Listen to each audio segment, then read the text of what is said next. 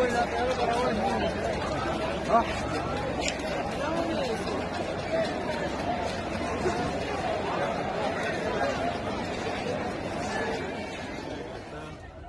گرفته بیاین میدانم بگیرم و در میدانم اصلا چک و چک پوینت و استقامت و گپای وجود نداره دیگه. خداوند خیر کنه دیگه پوش بریم تا یک وضعیت هست. اونو تیاری هم که میبینیم حالا تیاره میره، تیاره اسپیشال فورس امریکا هسته که آمدن نمیفهم که سرباز گرفته، سرباز آورده چی رقم میگوه 10 دقیقه 15 دقیقه بعد یک تیاره اسپیشال فورس امریکا میشینه و میخیزه نمایسا معلوم نیست که چی گفت است. میبینیم که میره دیگه. اینی وضعیت هست، سنتر یک حالت هست. اکثریت مردم اینجا سرگردان به شمول ما دیگه.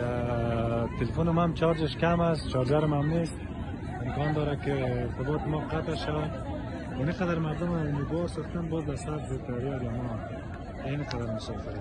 ما منتظر زمین امیدوارانه ایستادیم ببینیم که چی میشه. اونو خانم میبینیم و میگه لایس استاد شوین.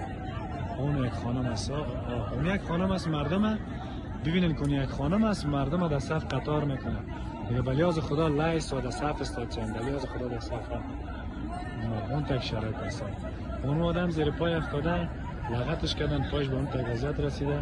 اون خانم کلا گیر اینجا قطار کدرش ببینیم دیگه. صف بسته کنیم، پشت سر بریم صف بسته کنیم. اگه میخوایم برین از این ملک بریم صف بسته کنیم. ولی